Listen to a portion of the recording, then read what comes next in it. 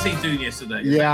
Yeah, courtesy of my friend who's a member of BAFTA. Sorry, a member of BAFTA. Right. Invited well, me. I have to say, somebody needs to do something that. Do you remember South Park? Not South Park. Team America World Police. Yeah. They had like whenever they had the like Screen Actors Guild, they changed it to the Film Actors Guild. So you had like what's his name? Tim. What's the actors? Tim Curry. What? Tim Curry? Were you going to say? Tim Curry. That takes itself super seriously. Sean Penn. You had like Sean Penn saying, "We must make peace with North Korea," and underneath it says, "Sean Penn, fag, Film Actors Guild." And all of them like, there's a fag. So we got to do something like that with BAFTA. We got to work out some kind of like.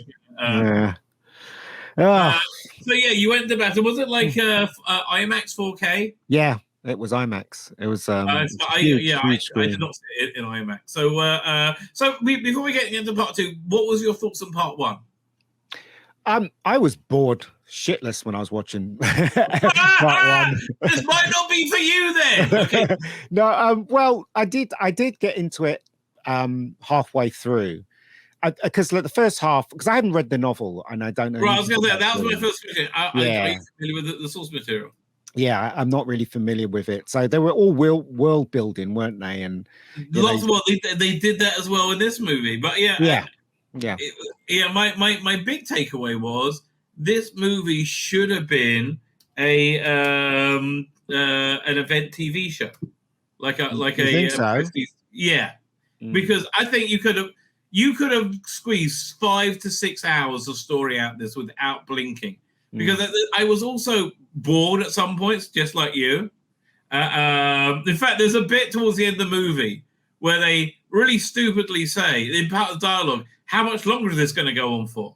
I'm like, you shouldn't have that in like 2 hours, 20 minutes into a 2 hour, 45 movie, right? Yeah. That was just a bad idea, right? It was a bad idea. But I kept trying to reconcile it with the book, and I know it was very different from the book in some ways. In a lot of ways, it didn't really make any sense. Yeah. And I think the ways it was different from the book, it really hurt it. Because, like, okay, my biggest criticism of this movie is that the first one. You're talking about the first one, right? No, not of the first one. Second one. You're talking about the second one now. Yeah. I phased into that, but my biggest criticism of it is that I didn't feel satisfied at the end of it. Right. I felt the story because it was so again without without giving spoilers away, which we will be doing. Right, we will be having heavy spoilers in this. Without giving spoilers away, it didn't feel like it ended the story. It just felt it was another chapter in a story because clearly they want to make it into a franchise. Right, so that's which I can understand that there's a lot going on here that one would want in a franchise. I think, I think basically, I'm if this film was obviously made for a huge screen and it's a big spectacle, isn't it? So yeah, that okay. On all the individual levels, this movie knocks it out of the park. And this is a movie worth going to the cinema to see. Yeah, which is so rare today. Right, yeah. It's absolutely. It was because now I'm glad I saw it in cinema because now when I watch it at home, even though I got like a 15 screen or 16 screen, whatever it is, right, I will connect to the memory of seeing it on the big screen, which is where it really needs to live. Yeah, I mean it's the thing about movies, right, and plays and music. The first time you see it, it's the first impression you get of it. It's the thing that lasts longer than if you see it twice and whatever. So. When, I always think it's important if a film is made for the big screen, it's important to see it on the big screen. I mean, you're kind of not doing it justice really if you see it on a small screen. No matter if you've got a 15-inch TV or 57-inch TV, it's a different thing when you sit in the cinema. I mean, I agree with you completely.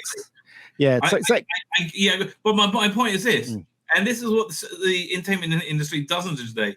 It doesn't earn it, right? It doesn't earn you getting off your ass and going to the cinema. Right, I was just going through like the last time I went to the cinema, I saw a big screen movie that was good on a big screen that I enjoyed. I felt I was elated by was Spider-Man: No Way Home, which is I agree. But I was deeply disappointed that Mission Impossible wasn't that movie. But right, I believe right, you can't really judge a film unless you've seen it the way it's supposed to be seen. No, right? I agree with you. So seeing, you might have a different view of it if you saw it on a big screen, because the cinema was packed, right? And I know that I was invited there, and I know that everyone there was from BAFTA, so basically they paid their dues, so they have, they come and see it.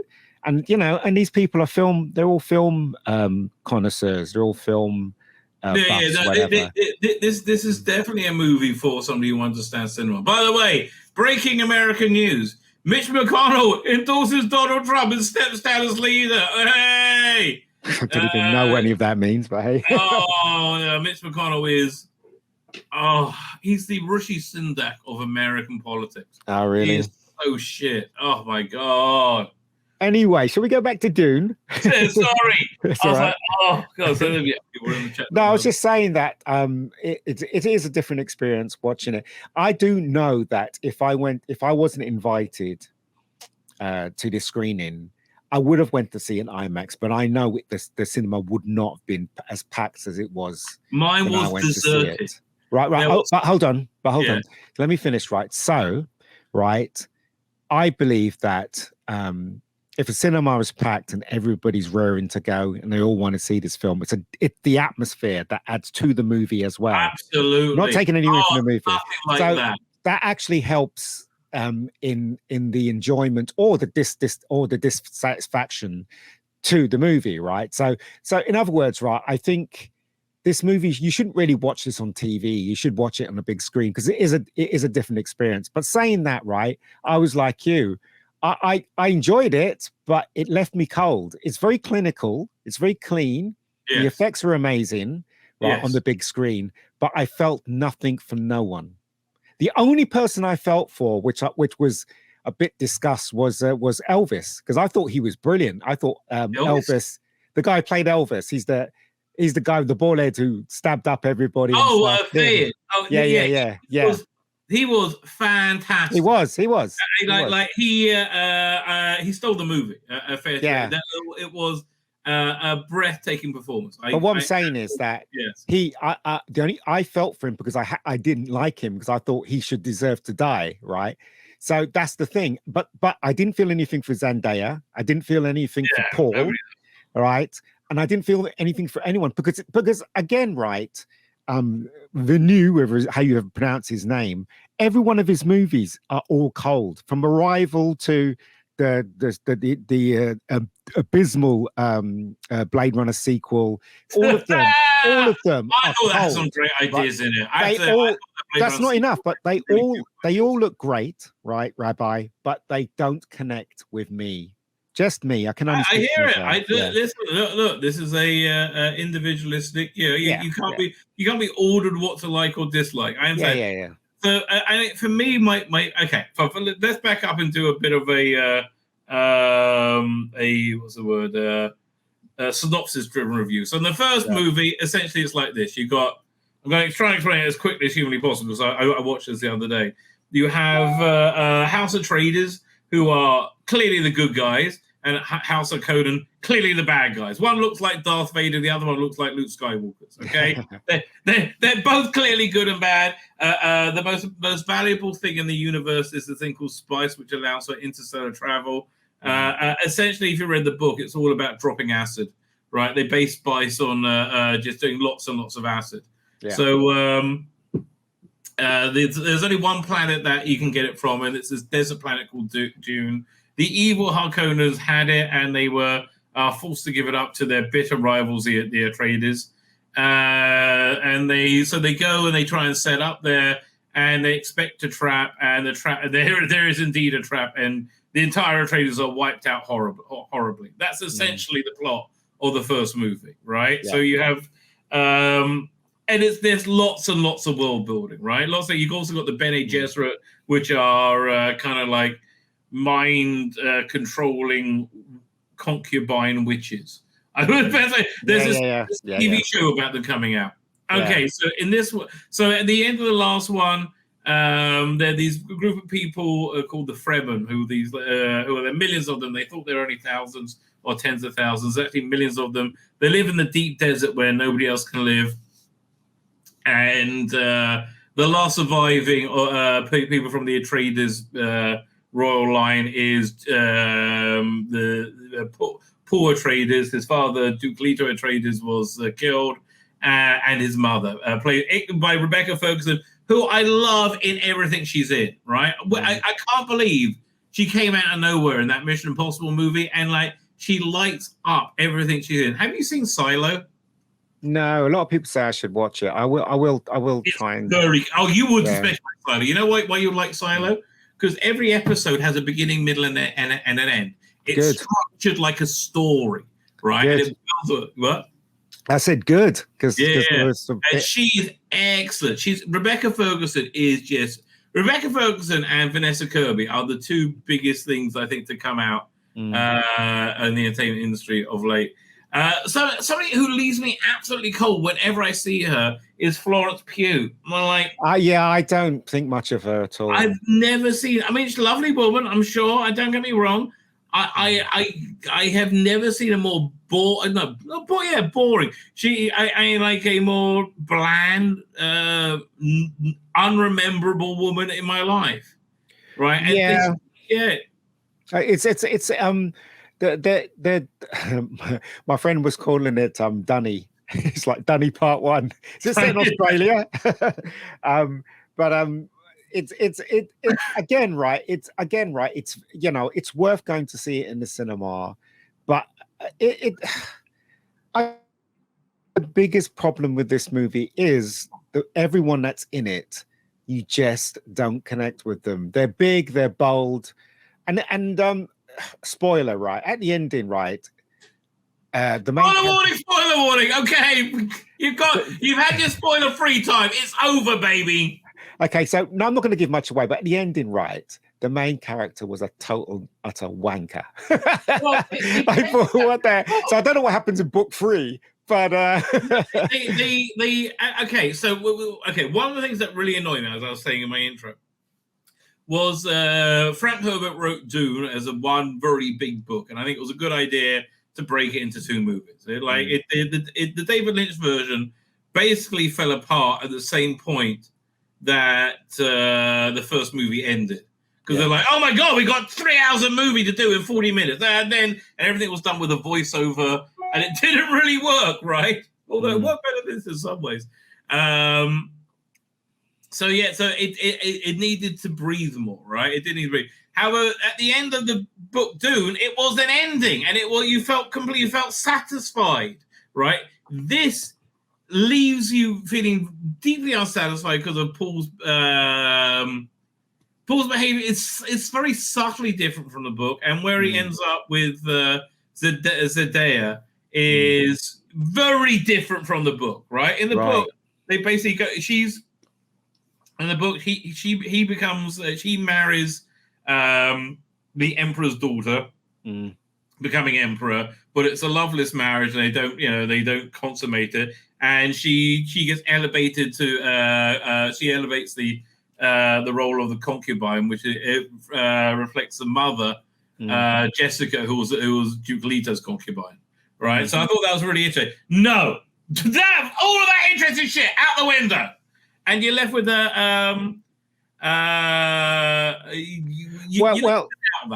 Did she but basically, right? Yeah, I mean, the thing is though, they leading it to, because I haven't read the book, aren't they leading it to Dune Part 3, because they all fly off to have that big battle? Is Dune Messiah? It's set 15 years later. It's basically an epilogue. It's a novella. It's not very big at all, right? You can read it quickly. Okay, so another far more subtle change. This was definitely in the book, but nowhere near as prominent as it is in the movie, is the question of religious fanaticism and jihad and is Paul really the Messiah, or is he? Is it just coincidental? Yeah, like they made it all up, but it came true anyway. So that's very like you have Javier Bardem, who I like in pretty much everything I see him in. He's like, I do not care if you believe, I believe, right? And it's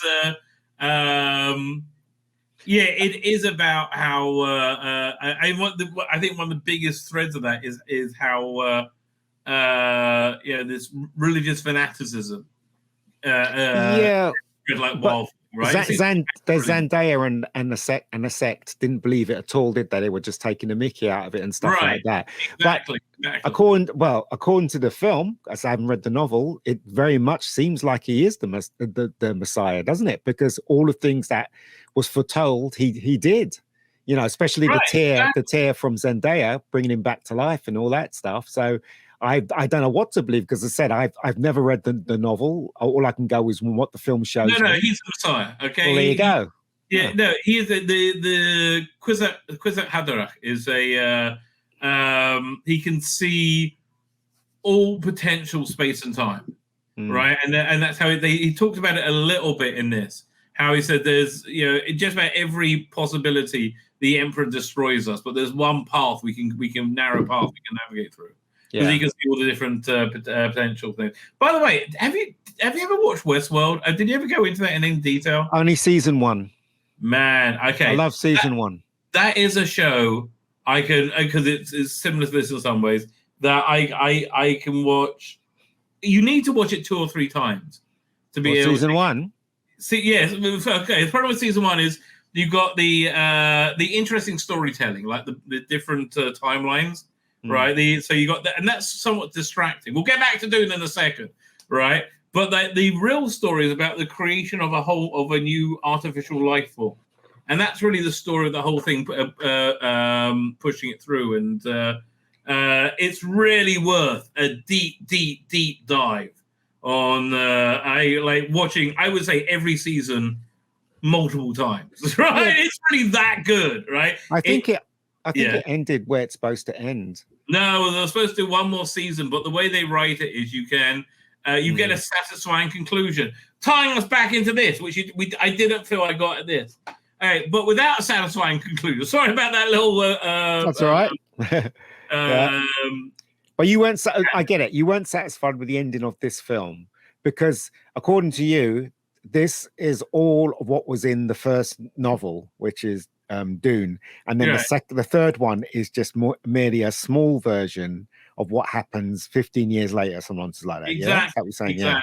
All right. So, but again, right?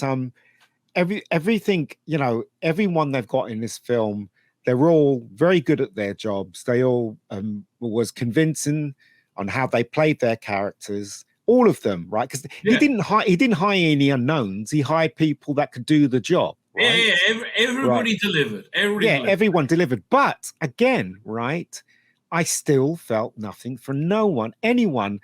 Go back to Arrival. I mean, that was a film that was just everybody was raving about. I was like, it was okay. It was very. I didn't. That's a very antiseptic movie. Yeah, I don't.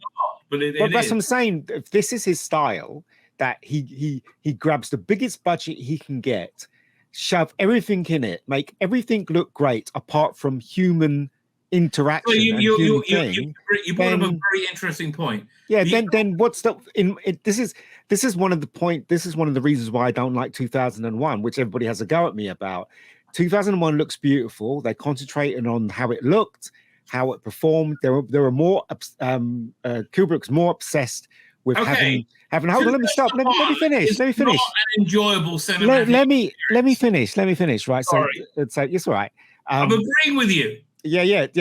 2001 was more concerned about atmosphere and the linked with the way everything was shot and everything was seen. So that's Kubrick's style, right? That's what he does. And the same thing with this director as well. But for me personally, as a film goer, I love watching films. I want to be connected to that film, and the only way you can be connected to it is through a person, is through the people that are on the screen. Right. Every film that he has made, Villeneuve, whatever his name is, I have not had that connection at all. Therefore, this film is only a spectacle. Do you understand what I'm saying? It's just a spectacle. It's nothing more. It's a movie like, did you ever remember Peter Greenaway from the 80s and 90s? Yeah. So he did a movie. I thought it was excellent. Everybody else hated it. The cook, the thief, his wife. I saw it. I liked it. Yeah, but that's not a film you can emote to at all. No, not at all. It's like a work of art. So this is okay. So what this is doing, it's doing essentially what the novel did. Is saying let's take science fiction and make it for adults. Make it in a contemplate. It's basically Lawrence of Arabia in space. But with Lawrence of Arabia, right? I actually felt for Lawrence. I really cared about him. It's a Timothy Chalamet's Paul. By definition of his character is unrelatable, right? Because he's a messianic figure, and he's fighting against that. And by like, there's not. So that's why what you said earlier about Fade. So they introduced Fade about halfway through this movie. Now, Fade's an important character in the book. I thought they should have introduced him. They spent a good 10, 15 minutes building him up, right? Building up that character. And that's why I think, that's why I think it's he's the one you can relate to the most, even though he is a terrifying sociopath. The violence here is, I felt it was way beyond PG-13, right? It is, especially on the was it Harkonnen or Harkonnen is that planet. But again, the world building when we saw the planet is insane. With like has got a black sun, and so when they have different, the lighting is really clever. Like outdoor lighting, you like bleaches out any color. Yeah, and they have these fireworks that were different, some kind of different technology. Right, there's lots of interesting world building with that. This is one of my favorite scenes from the book. They nearly recreated.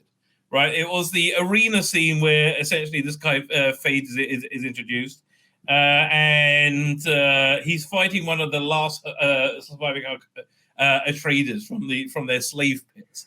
And instead of drugging them, they put a post-hypnotic suggestion word in it that makes it freeze up. Right, so they didn't really do that in this one. There's only one bad that there is. I found the effect was bad. When you see it on a big screen, when you see and if anybody hasn't seen this that's watching this right now, I dare you to do this. Okay, so if you go to see an IMAX, right, watch the bit where what the rabbi just mentioned and look at the crowd. It is the worst CGI crowd I didn't notice. When you see it on a big but when you see it on the big screen, you realize that all it is white dots and moving around. They're not people; they're just little white dots moving around. The screen was so huge because I had to literally turn my head to look at the look at the crowd and turn left and right and look at the crowd. I had a good seat. That's what it's for. Look at it again. If you ever get a chance, Rabbi, look at the crowd. I will get a chance. The worst detailed crowd I've ever seen put to CGI. I just thought to myself, they've spent so much money on the rest of the stuff. Why couldn't I've spent money? Even George Lucas did it right in Attack of the Clones when they had the crowd. Right. They start off so it was really weird. I don't know. That is strange, right? That is odd. Who else have we not saw? There was a Christopher Walken one as well. He was good. I think he was good, but somewhat wasted. I mean, yes. This is why I say it should have been an event TV show, because I would like to spend more time with Christopher Walken's Emperor, right? Which there's plenty of. I'd like to know about more of that Spicing Guild. Yeah, these could have been. Imagine 2 seasons, 6 episodes each, like high end, like television event, and I think it would have been much stronger. And I think Villeneuve would have been more creatively happy with it. But I felt we could have used a lot more time with him. I'm glad there's that Bene Gesserit TV show coming up. I mean, again, right? I know a lot of hardcore sci-fi people are going to like it, and it's all a matter of taste. For me, I need to connect with people when I watch stuff on screen, whether it be a big screen or a small I screen. agree with you, and everything here is very very aloof. But this is a spectacle, and it should be seen in the cinema. I hope this film makes money, and so that we can make more. It's so we can make more. Yeah, but for me personally, as a film goer, I want to connect with someone, and I couldn't connect with anyone in this. Okay. So what I think is going to happen is the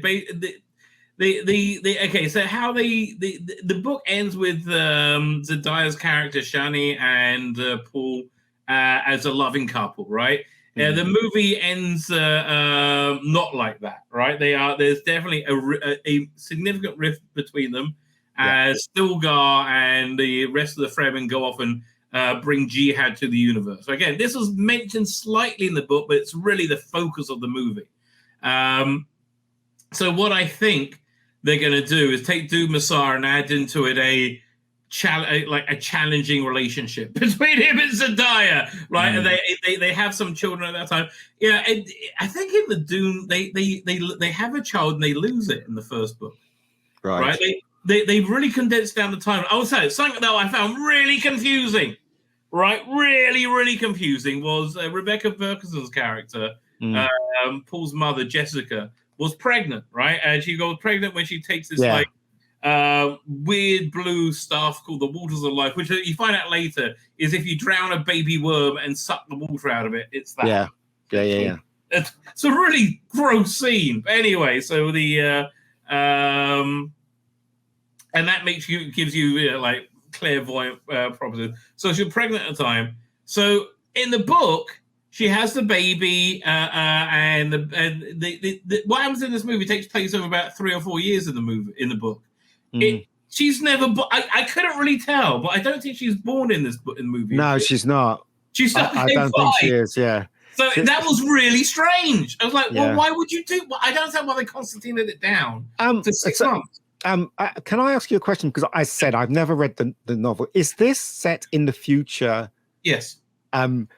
Like Earth, and then a future after Earth. Is it? Yeah. Or is it in another galaxy and a different? No. I think it's a future. I believe it's a future after Earth. They said it's the year 10,191. So it's like. So it is. So these people are from majority of people are from Earth. They spawned from Earth and they went to different planets and stuff like that. Yeah. All right. So it's not George Lucas, a galaxy far, far away. Completely different thing. No, it's just a foreign universe because it's so. Okay. Right. I understand now. Okay. So, but again, right. Zendaya was okay. In the film, she got the short end of the stick at the end, and she wanders off to surf with the big worm. And she at the end, because she's so pissed off. Basically, okay. In the movie, again, spoiler warning. She's not okay with Paul marrying Erland, right? She's not okay with it at all. Yeah, but she wasn't okay in the film either. Yeah. Like they're both coming off a bit dickish on this. But before he again a spoiler, before he does all that, he says to her, "As long as I breathe, I'll always love you," doesn't he? That's the line he says to her, doesn't he? Right. So and then he goes off, and then we didn't know what he was gonna do. But when he said to Chris Walken, "I'll marry your daughter for peace" and all that stuff, and she was like really pissed off. Of course, everybody bows at the end, and she runs off, doesn't she? She has no respect for religion, this girl. That's true. And also in the book, I think all the planets bow to they don't rebel against Paul. Which again, I think this was all setting up a third movie. Although in terms of character, right, the thing that this missed from the first movie is Jason Momoa. Which Duncan's Idaho. So you'll be glad to know they do bring that character back in Dune Messiah. Right, okay. And that's really quite a cool part of the movie. Oh, we haven't talked about what's his name yet, who played Gurney Halleck. So which is the better Gurney Halleck? Was it Patrick Stewart or what's he called again? Can't remember. Josh Brolin and Patrick Stewart, right? It's weird comparing this to the 1980s version Because like I hear in my head Patrick Stewart going, "You young buck, you young buck," and then you hear Josh Brolin do the same line, and it's just weird. It's weird and stilted, right? But I think the idea, obviously, why they cast all these people, one is to sell it around the world, but two is so that we could quickly connect with them, because we know like that's Thanos. We know he's from Guardians of the Galaxy. We know he used to be Elvis.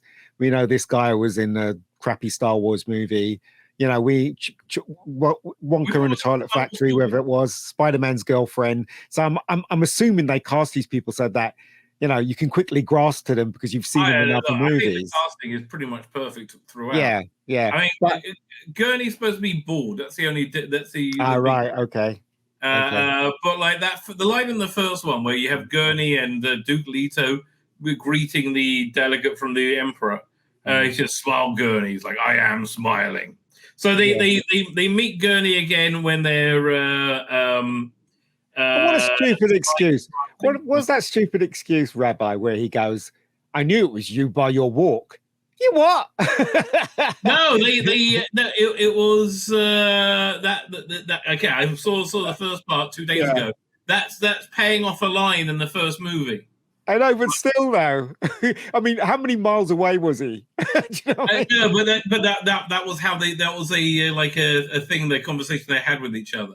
Yeah. Like when he first came in the first movie, he's like, "Why are you sitting with the back to the door?" He said, "I recognized your walk, right? And those sounds could be imitated." Now I'm in the Patrick Stewart version.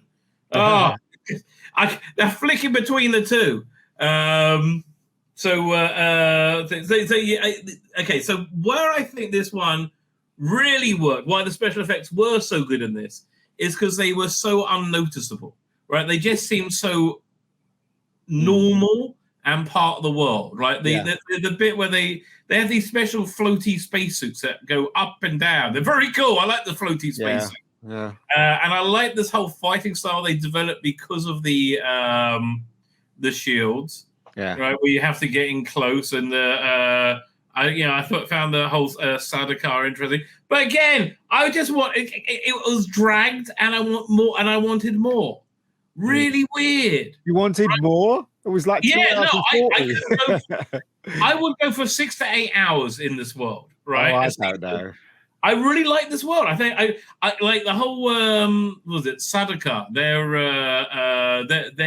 Each planet has its own ethos, has its own method. I mean, like I'm really fascinated by Getty Prime, the Harkonnen planet. It was so interesting seeing their culture.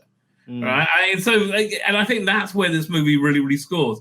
I think Ghostbusters Afterlife is probably good. Like Ghostbusters Frozen Empire is probably going to be more fun, right? I think that's a movie you go to and everybody's going to be like psyched to see it before it starts, as long as it's not shit, right? It's going to be shit.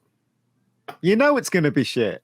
You know it. No, I don't. You do. You know it. What's the name? Having Kumar Wokey Foley, whatever his bloody name is in it. Yeah. And Patton Oswalt, the two woke as fucks in the entire. That's what I'm saying. World.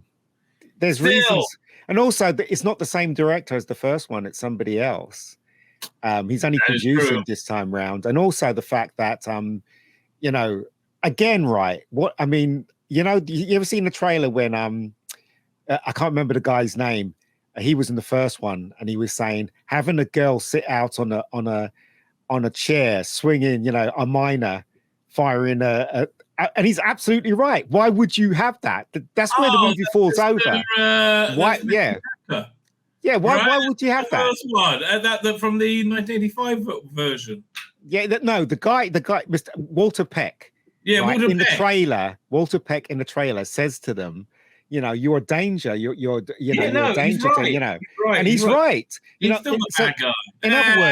In other words, right, the whole film is flawed because you have kids being Ghostbusters. Never in a million years, even, I know it's a film, but there's got to be some kind of line you don't cross when it comes to reality or when it comes to the logic. Right? Why would you have these teenagers as Ghostbusters? Well, strapped on their back. They have a nuclear device on their back. Come on. Again, I have to see it before see if they answer that question before. I can only judge it by the trailer. We're talking about the trailer here. We're judging it by the trailer. No, I don't know. A trailer is to tell me if I want to see the movie or not. Right? Just show me the whole so in other words, if you watch a trailer, that means you're judging it by the trailer whether you want to see it or not. You're still judging it. That's the thing. So, I'm judging if I want to see it or not. Exactly. I'm not going to say there's clearly plot holes in there because I'm not. That's not what I'm saying. But that's not what I'm saying. I've not seen the movie. No, but that's not what I'm saying. What I'm saying is logically speaking, right? The city of New York would never allow teenagers with a nuclear device strapped to their back. Right? Maybe that's not what's going on. Who knows? Who cares? Well, I mean, you gotta wait till it comes out before you say it was shit. I'm not saying it's shit. I'm just saying it doesn't make any sense. Why would you? Look, I'm not gonna argue with you on. You're not arguing with me. Scene, but you can't just say, "Oh, I mean, look, I don't know." No, hold on. A lot of the time, Rabbi, this film is showing me that we're not allowed the Ghostbusters. I want to see the Ghostbusters. I don't want to see kids. I don't want to see kids. I want to see the Ghostbusters. And I don't want to see a mother be a Ghostbuster either. What the hell's that all about? If you have... it was a good story. None of those things bother me. I mean, the last one was a good story? It was not. The last one was Afterlife? not. Afterlife, I thought, was really powerful in a lot of ways. Afterlife was dull until the end. I mean, it wasn't a popcorn movie. It wasn't a fun movie. It was meant to be. It was was it meant to be? That's not the movie it was. Listen, it was a much more contemplative movie. So this one would be a lot more fun. Rabbi, Ghostbusters is a horror comedy, right? That's what it is, essentially what it is. They haven't given us a horror comedy since the first one. I agree. Broadly speaking, I agree with you. I look at things, I really try to watch things in their own merit. Like Shooting Up was Doctor Who, right? I watched that imagining that this was a complete reboot of Doctor Who. We hadn't seen anything since 89. And then also I tried to imagine it as a reboot since 2017.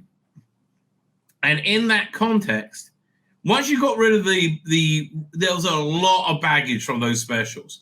Once you get rid of that emotional baggage on specials, which were the specials were especially a lengthy series of kicks in the balls, right? So people were not open-minded to shooting at all. But once you get rid of that baggage, it was not awful, right? There was some of it that was quite good. Millie Gibson was excellent. I mean, not that Jessie was hot. She was really carried that episode. That they're firing her is the stupid. Everything they do in this production is wrong and stupid. Oh, it annoys me so much. Right, so, hold on. You're telling me, right, that the Shooty Doctor and the Christmas special was good. I'm sorry, I totally and utterly disagree. I'm not saying it was good. I'm saying it wasn't awful. It was rubbish. I'm saying it was a very different type of Doctor Who. It wasn't Doctor Who. I don't agree with you. Okay. Let's go through this. Okay. Okay, right. Doctor Who dancing in a gay club. It wasn't a gay club, but it wasn't a gay club. What? It wasn't a gay club. No, I don't think so. Rubbish. It was a club. Rubbish. It was a club, and it was weirdly inappropriate. I will agree with you. But again, if you go into this judging it on its own merits, you're judging it on what you see. I did. I'm judging it on what's written, and it's absolute rubbish. It's not Doctor Who. I'm sorry. I don't really have a problem with being a young, funky Doctor who will dance in the club. I don't think that breaks it for me. What breaks it for me is when the Doctor isn't heroic, right? When the Doctor's Jodie Whittaker, it's not that she was awful in the role. She was very bad in the role, but also she was written to be not heroic and small-minded and petty. There was nothing good about it. There's nothing aspirational about her. I think the way Shooty Gatwa came off, I mean, we need more time with him, but not like that at all. I think the biggest block, actually, rather than I get you calling it a gay club. It's a gay masturbatory fantasy. I'll agree with you there. Absolutely. That scene was a gay masturbatory fantasy in the same way that if you look at, what's the one? What's the name of that story from the 80s? Which one? State of Decay. Yeah. State of Decay, Adric in that is John Nathan Turner's masturbatory fantasy. I can say that with 100% certainty. Right? You watch State of Decay again. It's a precocious little pudgy boy that he wants to bend over. Right? It's so freaking clear. But that doesn't make it. That doesn't make it right for Doctor Who, right? It doesn't make it right for Doctor Who. Well, again. So why would you accept it today? Why would you accept it today, Rabbi? Why would you accept it now? Is it possible to watch that and say this is not? Can I watch that innocently? Right? There's no way I can watch the Star Beast innocently. Right? I think you could watch. I think I would be fine watching that shooty episode with my 6-7-year-old grandkids. No, I wouldn't. I would not. Whereas the Star Beast, not in a million fucking years. Not in a million fucking years. Absolutely not. All right. We have to agree to disagree there. Talk rope. You can talk rope all you want, mate. It's good to disagree about stuff. That's all right. Anyway, Dune. Not bad. Yeah, it's not bad. Not bad. I'll see it in the cinema rather than go. For me, it was great. The tickets were insane. You could. I mean, did you see it in the cinema? No, you didn't see it in the cinema. Oh, you did. I did. As I said, it is an experience, and I do, absolutely a cinematic movie. I agree with you completely. I do recommend if anyone's going to go and see it, go to see the cinema. It is an experience to watch it in IMAX, definitely. So let me ask you a question. What about movies that are only released on streaming? So, like we've got Adam Sandler's got a movie coming up this week, which looks fantastic. Oh yeah, Spaceman, Space, right? Yeah, Spaceman, yeah. And we had Rebel Moon. There's a bunch of movies definitely. So yeah, look, Grey Man, for example, would be great on a big screen. That was terrible. It would be much better on a big screen. I don't know about that. I think there are certain. I think these days, right, you either have a really small, intimate film like The Holdovers, which was a fantastic movie that you could see in the cinema and enjoy, as well, or you can see it on TV and enjoy. It doesn't really matter. But I actually saw it on in the cinema and I really loved it. I thought it was worth my time going because I like that director. I think he's a very kind of astute director. He looks at human nature and stuff. So I liked it. I personally liked it.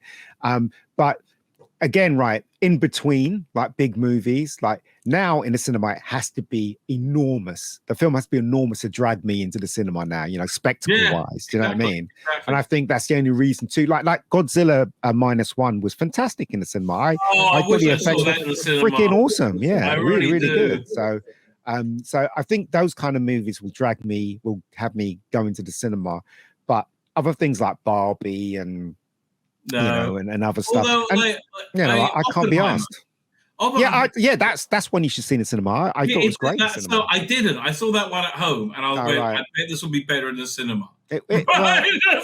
I haven't seen it on TV, but I did enjoy it. I thought I was going to be bored, but I wasn't. I enjoyed every moment of it, and I think Chris Nolan, when he's at his best, and this is him at his best, he can really captivate you and get you glued and wanting to know what's happening next. Tenet was absolute garbage, but this film was terrific. I keep meaning to rewatch Tenet because I'm sure there's a film in there that I don't understand. Right, and I'm sure I understood. It's like Westworld, right? I honestly, man, Westworld is like it's probably one of the greatest TV shows ever, and nobody knows about it. Right now, because you have to do so much work. It's like literally so much effort to get into, and to really get the whole story. Because there's so many layers upon layers upon layers. You have character layers and you have like story layers. Yeah. But the fundamental story of like what it is to be human, what it is to be alive, what a soul is. It really deals with that, and you got Tandy Newton, who is just fantastic on screen every time. The trouble was, everybody thought it went woke in season 2, myself included, right? Myself included. Now I watched it again. I watched season 1 and 2 back to back. and it's one story, right? It's one story. I can't recommend it strongly enough. Not season 2. That season 2, 3, and 4. Season 4 is particularly good. I think it's. I personally think that the story ended at season 1 when what's his name got shot, and I thought that was it. No. Because that's okay, great.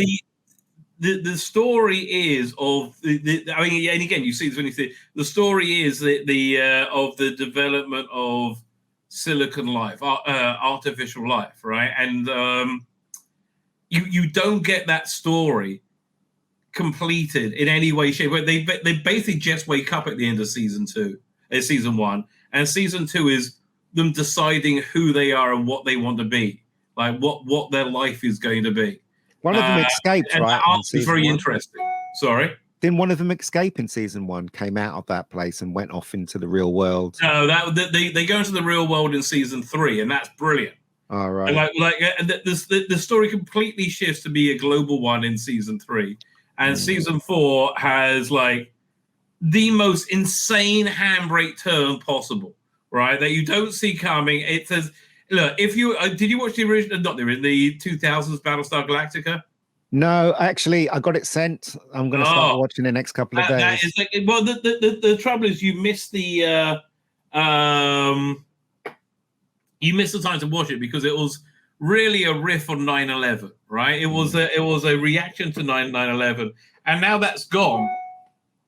So all those years ago now it's gone.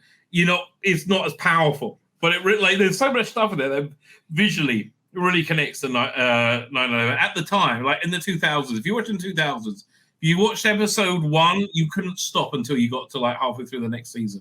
It was crazy. Oh man! So anyway, in Battlestar Galactica, there was a time jump in there that you didn't see coming. I was just like, they have that in Westworld, but it's different.